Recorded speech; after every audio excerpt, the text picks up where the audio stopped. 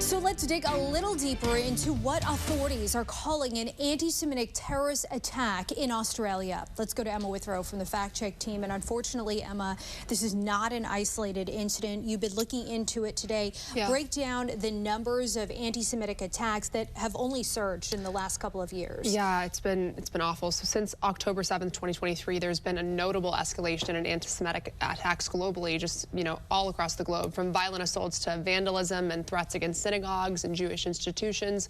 Data from the Combat Anti-Semitism movement and research groups indicate that recorded anti-Semitic incidents soared worldwide in 2024, and in some analyses rising by more than 100% compared to previous years, and actually remained elevated into 2025, obviously, as we're seeing these things continue on. Yeah, it's just horrifying to hear the numbers. And the U.S. specifically has dealt with similar incidents. What do the numbers look like here? So the Anti-Defamation League, they tallied up 9,354 anti-Semitic incidents across the U.S. in 2024, which is an 893% increase over the past 10 years. And they say it's the highest number on record that we've seen since the ADL started tracking these incidents 46 years ago.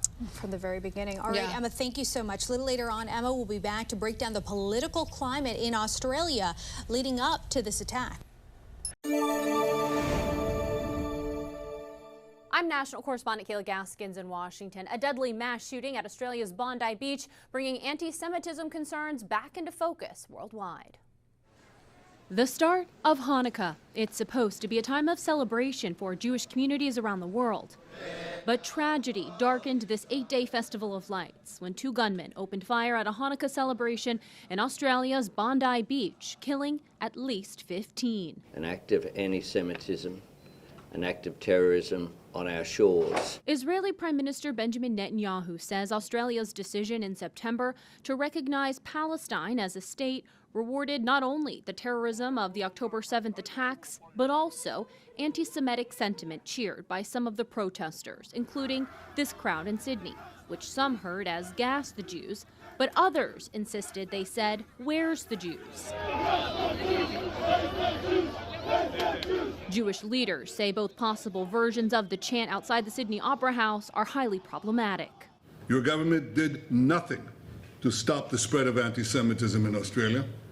You let the disease spread, and the result is the horrific attacks on Jews we saw today. It's a charge Australia's leader strongly rejects. Do you accept any link between that recognition and the massacre in Bondi? No, I don't.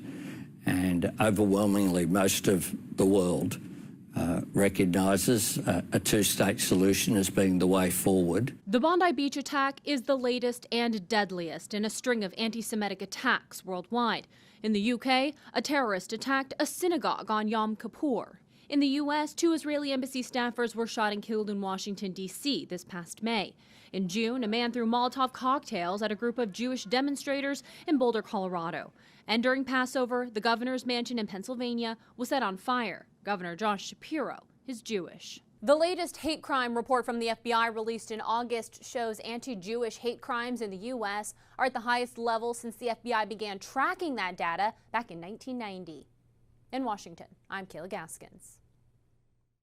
At least 15 people are dead, including a child, after a mass shooting at Bondi Beach in Australia this weekend.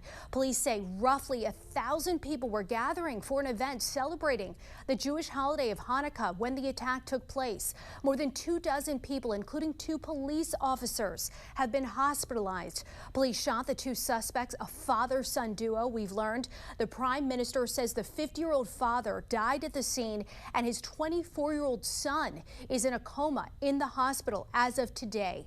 The deadly attack follows a sharp rise in the anti-Semitic attacks in Australia over the last 2 years. In 2023, look here, nearly 500 anti-Semitic incidents reported in the country. That number exploding to more than 2,000 incidents in 2024, resulting in a 300% increase. According to advocacy group ECAJ, there were more than 1,500 incidents reported this year. Australia, home to about 117,000 Jews who make up less than 0.5% of the country's population. The global Jewish community is still reeling following the deadly anti-Semitic terrorist attack in Australia. Let's go to Emma Withrow from the Fact Check team. And as you know, Israeli officials were quick to cast the blame on the Australian government. Right. After looking into this, explain the reasoning behind these accusations. So it seems like it mostly stems from the fact that Australia officially recognized the state of Palestine.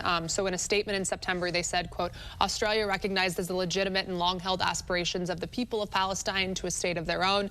And this was part of a coordinated international effort to build new momentum for that two-state solution that we've talked about a lot in the past. But Israeli Prime Minister Benjamin Netanyahu read a letter that he sent to the Australian Prime Minister saying in part, quote, your call for a Palestinian state pours fuel on the anti-Semitic fire. It rewards Hamas terrorists. But then Australia's Prime Minister, he rejected that assertion when asked about it in an interview recently. So there's both sides of that. Something that is for certain is that this is not an isolated incident. Tell us about the history of anti-Semitic attacks in Australia. Yeah, Australia, obviously, this isn't just the first anti-Semitic incident they've had. It's been kind of a steady 2-year escalation. So according to the Jerusalem Post, what started after the October 2023 Hamas attacks as kind of graffiti and threats against Jewish schools and businesses in Australia grew into arson attacks, terror investigations, and government crackdowns. So that rising pattern ultimately led to this deadly Hanukkah shooting at Bondi Beach, which is the worst anti-Semitic attack that we've seen in Australia's history, actually. Just horrible. Just horrible. It's been a horrible week. Emma, thank you so much. And for more on this Fact Check Team topic, including links to Emma's sources, scan the QR code on your screen or visit thenationaldesk.com. It's being described as an act of pure evil. Bondi Beach, a place associated with joy and celebration, forever tarnished. This was an attack deliberately targeted at the Jewish community on the first day of Hanukkah. The mass shooting in Sydney, Australia during a Hanukkah celebration sending shockwaves around the country and the world. That was such a horrible attack. That was a purely anti-Semitic attack. We're supposed to be the lucky country. We're supposed to be a country where people are allowed to express their religion freely, and where something like this happens is unbelievable. The suspects, a father and son, with this extraordinary video appearing to show the moment a 43-year-old Muslim father wrestles the gun out of one of the suspects' hands. We saw an action of a brave man, turns out a Muslim brave man, and I salute him, that stopped one of these terrorists from killing innocent Jews. The incident occurring less than 2 weeks after this report from the Executive Council of Australian Jewry detailed anti-Semitic incidents in Australia have reached historic highs since the Hamas-led terrorist attacks in Israel on October 7th, 2023. The United States also on high alert, the last few years bringing a spotlight to anti-Semitic incidents on college campuses and other acts of violence. This man over the summer threw Molotov cocktails at a Jewish gathering in Boulder, Colorado. And in Washington, D.C. in May, a suspect opened fire on people leaving an event hosted by the American Jewish Committee, killing 2. Australia's Prime Minister vowing his country will never submit to division, violence, or hatred. I'm Christine Frizzell for the National News Desk.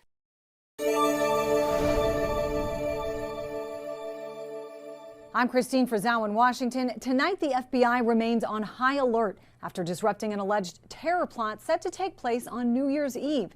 It comes at the end of a year that started with a deadly New Year's Day attack, followed by many more, both here in the United States and around the world. In a year that began with a man driving his truck into a crowd of people in New Orleans on New Year's Day, killing 14, a stunning announcement from the FBI. 4 suspects arrested while reportedly conducting practice drills ahead of planned attacks in Los Angeles on New Year's Eve. These bombs were to blow up at the same time on midnight this New Year's Eve. The 4 subjects are members of a radical faction of the Turtle Island Liberation Front, TILF. The Turtle Island Liberation Front, according to the FBI, is a violent, homegrown anti-government group with additional plans to attack New Orleans and Immigration and Customs Enforcement agents. These photos of their materials shared by the FBI. They had bomb-making wherewithal. They were test-firing bombs in the desert. And if they pulled this off, 5 bombs going off in crowded stores and locations in L.A., under the cover of the noise of New Year's Eve fireworks. This could have been devastating. Another alleged plot, foiled by the FBI, set to be carried out on Halloween weekend near Detroit, as several other instances of terrorism centered around holidays have unfortunately been successful. This attack on Yom Kippur in Manchester, UK, and of course, the weekend attack at Australia's Bondi Beach. You simply cannot harden every school, every synagogue, every Christmas party, every holiday market. The father and son suspects allegedly had a handmade ISIS flag found in their car. The ideology no longer concentrated in the Middle East and Africa, with 279 ISIS sympathizers charged in the United States since 2014. Experts say one common thread spans multiple ideologies. They want to send that message. They want to be able to say that they are striking fear into the heart of the government, that they are changing government policy, and regardless of the ideology behind it, that is terrorism. When it comes to bringing people on board, experts say nothing has played as major of a role as the internet and social media. I'm Christine Frizzau reporting. The anti-Semitic terrorist attack at Australia's Bondi Beach, where 15 people were killed and dozens more injured, was ISIS-inspired. That's according to the country's prime minister. According to ABC News tonight, the alleged father and son gunmen allegedly shouted an Arabic phrase meaning God is greater as they carried out that massacre. One of the suspects' cars also contained ISIS flags. Investigators are now piecing together their movements. Now, the pair traveled to the Philippines just weeks leading up to that attack, an area home to several Islamist insurgent groups. Brand new video here also shows the moments an elderly couple tried to tackle one of those shooters. They were the first to confront him before being shot and killed. They're being hailed as heroes tonight who likely saved many lives. Friends and family starting this GoFundMe, writing, quote, "This act of bravery and selflessness reflects exactly who they were, people who instinctively chose to help, even at great personal risk." Sydney continues to mourn the lives lost tonight with a growing floral memorial by the beach pavilion. Funerals are expected to get underway soon.